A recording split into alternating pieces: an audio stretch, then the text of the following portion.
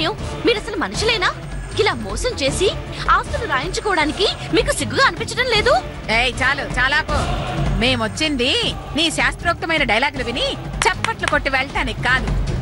ఇదిగా నా కోపం పెరగకముందే వెళితే మీకే మంచిది. నా కంటెంట్లో ప్రాణం ఉండగా ఈ ఇల్లు ఖాళీ చెయ్యనండి. మీరు గనక దౌర్జన్యం చేస్తే పోలీసులకి ఫోన్ చేస్తానండి. నిజమా? ఏదమ్మా ఒకసారి ఫోన్ చేయి, పోలీసులు వస్తారేమో చూద్దాం. చూడు, ఈ రూట్ లో నువ్వు జాగ్రత్త పడతావని తెలిసే మా రూట్ లో మేము జాగ్రత్త పడ్డాం. పోలీసులకు కొట్టాల్సింది కొట్టాం. ఇప్పుడు నువ్వు పోలీసులకి ఫోన్ చేసి వాళ్ళని రమ్మన్నావు అనుకో, వాళ్ళు వచ్చి మాకు దండం పెట్టి కోర్టుకి వెళ్ళండి అని మీకు సలహా చెప్తారు తప్పితే మీకు ఒరిగేదే ఉండదు. అందుకని మర్యాదగా పెట్టే బేడా సర్దుకుని ఇక్కడి నుంచి దొబ్బేయండి. చిత్తుకు తెగించారా? మిమ్మల్ని బతకనివ్వండి రా.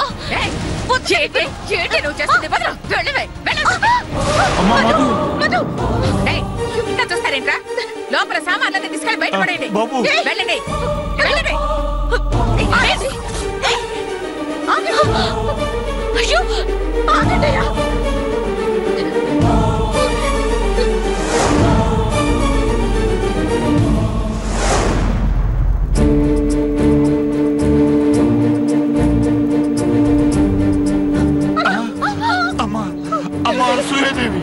వాళ్ళని ఆపండి తల్లి. నాకు కొంచెం గడువు ఇప్పిస్తే మీ డబ్బు అనాపైసతో సహా కట్టేస్తాను. అమ్మా వాళ్ళని ఆపండి అమ్మా. పాపం మీ మొహం చూసి ఆపాలనున్నా మీ కూతురు మొహం చూస్తే బయటికి నెట్టాలనిపిస్తుంది మాస్టర్ గారు. ఏం చేయలేను. అమ్మా అనసూయదేవి, మీ విషయంలో మా అమ్మ ఏదైనా తప్పు చేసుంటే మా కుటుంబం మొత్తం క్షమాపణ చెప్తాం. మీ కాళ్ళు పట్టుకోవడానికి కూడా సిద్ధంగా ఉన్నాం.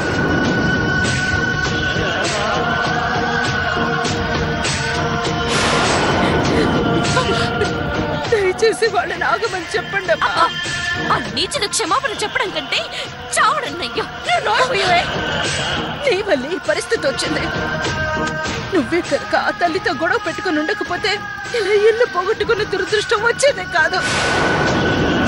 నువ్వు ఇప్పటి వరకు చేసింది చాలు. మా ఏడుపు మమ్మల్ని ఏడవని. అమ్మా వద్దు, ఇంకేం చెప్పొద్దు. వినే ఓపిక నాకు లేదు.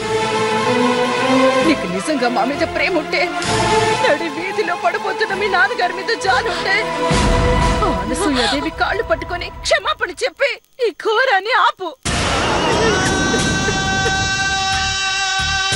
ఆవిడకి ఆత్మాభిమానం ఎక్కువ. ఆవిడెందుకు క్షమాపణ చెబుతుంది? ఎవరికి తప్పినా నాకు తప్పదు కదా. అమ్మా అమ్మా అనసూయదేవి గారు, మమ్మల్ని మన్నించి వాళ్ళని ఆపండి అమ్మా. ఇది ఇల్లు కాదమ్మా, నా రెండు కళ్ళు. ఈ ఇంటితో నాకు ఎన్నో జ్ఞాపకాలు, అనుబంధాలు మిళితమై ఉన్నాయమ్మా. అమ్మా అమ్మా, ఈ ఇల్లు లేకపోతే నా జీవితమే శూన్యమైపోతుందమ్మా. అమ్మా అమ్మా, దయచేసి నా బాధని అర్థం చేసుకోండి అమ్మా. వాళ్ళని ఆగమని చెప్పండి అమ్మా. మీ కాళ్ళు పట్టుకుంటానమ్మా. మీరు ప్రాణం పోయినా ఆ దుర్మార్గుల కాళ్ళు పట్టుకోవద్దండి. మనకు వాళ్ళు చేసిన అన్యాయానికి ఆ దేవుడు తగిన శిక్ష విధిస్తాడండి. దయచేసి మీరు వాళ్ళ ముందు తల వంచకండి. నేను భరించలేనండి.